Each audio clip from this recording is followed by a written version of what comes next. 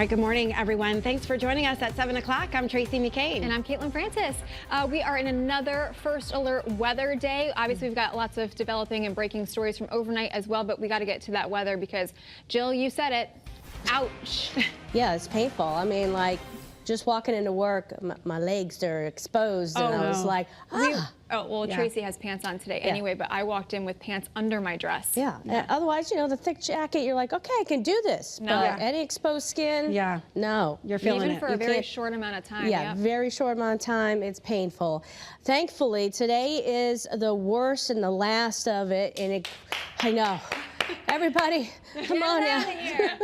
Can I get a hell? Yeah, I don't know. I mean, it's just been brutal, but things are going to slowly improve. Don't expect, you know, tomorrow to be like, woo, here we go, without the thick jacket. You're still going to need it, but it gets better after today. And it's been very cold, especially across northwestern and Litchfield County. We have a cold weather advisory in effect until 10 a.m. Don't always see that kind of advisory, but we have it right now.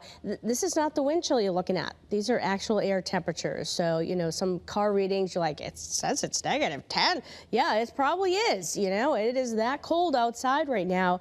And luckily, we don't have a big, you know, wind out there. It's very gentle. So sub-zero to single digits. It's 4 below right now. And winds are locks. We have that cold look to the sky. And single digit below zero temperature. We'll get into the 20s as we go into the afternoon with some sunshine. Well, not everywhere, I'm sorry, okay. 15 for the high in Goshen, 20 in Canton, 23 in Suffield, Tallinn about 19 for the high. We should be in the mid-30s, so we're going to get there eventually. It's just going to have to pack a little patience, but nonetheless, today's the last of this kind of stuff. It gets a little bit better. So we're going to show you that gradual warm-up as we head towards the weekend, and if there's any storm systems ahead for us, that's coming up in the next 10 minutes. All right, Caitlin, how's traffic? All right, so we do have a First Alert, Jill, here this morning. Turn your attention to the screen. It's the upper left-hand corner. You can see some of the slowdowns there happening in East Hartford. This is along Route 2 on the westbound side between exits 4 and 3, and the left lane is closed. So to reiterate, this is in East Hartford. Multi-vehicle crash reported Route 2 westbound between exits 4 and 3. The left lane there is blocked off. Rest of the state, though, moving along. Nice light traffic volume, as you can see in Waterbury, 84 east and westbound. Same in Middletown along Route 9. We'll start to see some delays around the light there within, I'd say, give it an hour. And then in Meriden, 691 east and westbound, looking pretty good there. So majority of the state nice and quiet, with the exception of that crash in East Hartford. Just a friendly reminder, you want to make sure that you are really taking your time, warm up that vehicle. You might have some frost or ice in the windshield or in the doors once again here this morning. And if you're bringing the kids to the bus stop or to school, just keep them in the car for as long as possible. It's way too cold for them to be standing outside at the bus stop too long. Typical delays, though, starting to build down through Fairfield County, 95 southbound, and the Parkway. Let's check out your Connecticut Chevy First Alert traffic report driven by your Connecticut Chevy dealers. All right, let's get right to breaking news happening in Hartford, where police are investigating after a woman was shot on Laurel Street, less than a half a mile from Hartford Public High School. Now, police responded to reports of shots fired shortly after 2 o'clock this morning. And while on scene, one of the city hospitals reported that a woman showed up with gunshot wounds and she was looking to get treated. Well, police tell us the woman is expected to survive. Hartford police are investigating, and as soon as we have information about a suspect, we'll let you know. More frigid cold temperatures continue today. You know, that blast of cold air is impacting all of us and also our cars. Yeah, your reporter Olivia Schuler has some recommendations from AAA on how to make sure that your car is in tip-top shape.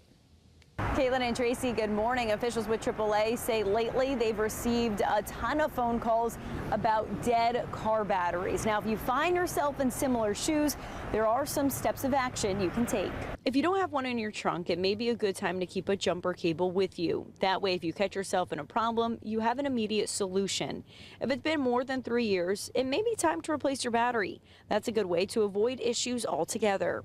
Another change you may notice in your car is the tire pressure light. Make sure you get air in your tires if needed, and if it's possible, you may want to consider winter tires. They're the best to drive in during inclement weather.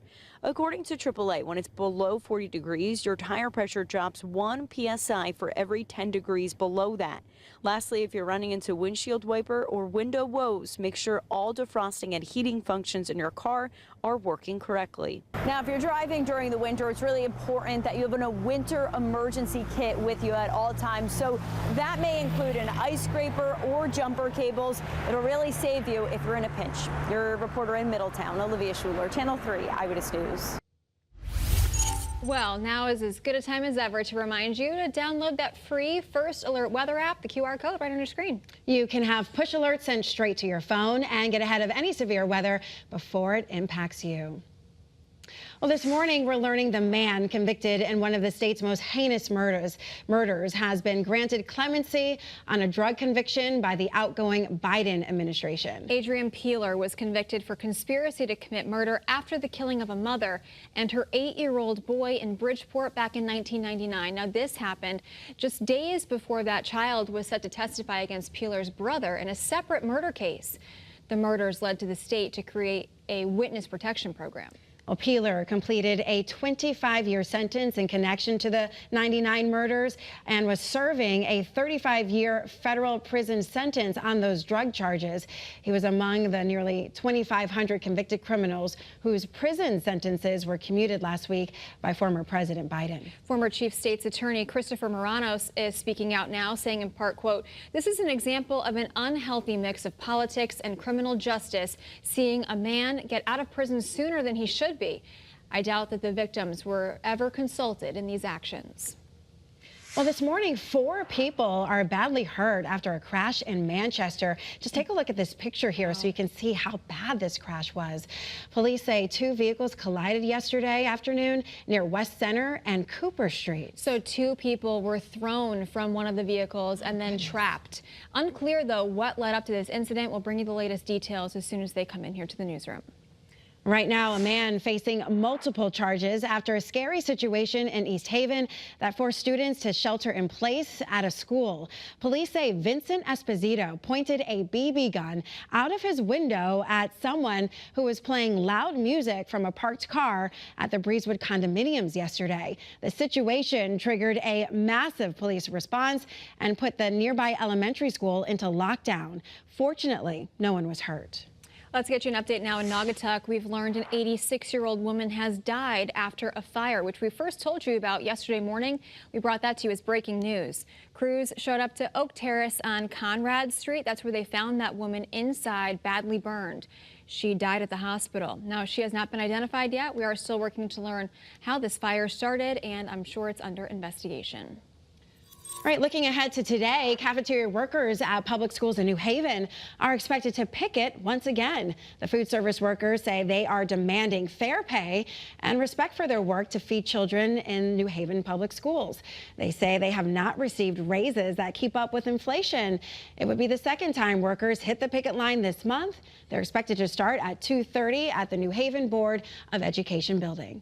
We're approaching 7:09 here this morning. Happening today, more efforts at the state capitol to lower those really high electric bills. Yeah, we could use a break here. Republican lawmakers in our state are expected to reveal new details for their plan to tackle those rising energy prices. Your reporter Marcy Jones has more from the state capitol. Good morning, Tracy and Kate. This certainly has been a long time coming. Connecticut GOP lawmakers are calling for this 6-point plan. They say they're confident in it, and now many people are very eager to hear a more detailed version of how exactly this will work to lower costs. Last month, the GOP shared a recent study by LendingTree that found Connecticut residents had some of the highest energy bills in the country, with the second highest percentage of residents who were unable to pay a bill at 36%.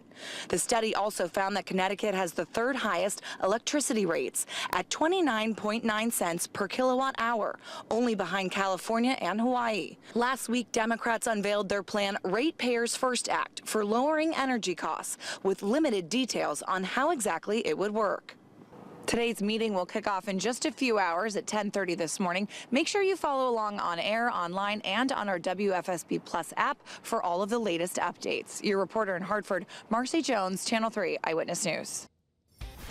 I feel for Marcy. At least she can go get warm now, and those that have to be outside, boy, you know what to do. We've been dealing with this for days now. This is the last first alert weather day. It is exceptionally cold across the state this morning. We haven't seen as much wind. Live in Torrington, we have pretty much going to have a clear sky out there, and there is that cold weather advisory, especially across northern Litchfield County, where it is 6 below, for example, Salisbury 4 below in Torrington. Those are actual air temperatures. Actually, I don't know what I just showed. Let me just, that's a 24 hours change. I'm like, wait a minute now. This is the look at the temperature. 10 below, it is 3 below in Torrington, and there's enough of a wind. This is what is the problem. A little bit of a wind goes a long way. 15 below the feels like temperature in Salisbury, but I guess in Colebrook, it is 16 below as the actual air temperature. So some rough feeling weather out there today, and if you're going to brave it, well, prepare for that single-digit feel pretty much all day today, but at least will be sunny. We'll talk about improvements, so with our temperature after today coming up here very shortly.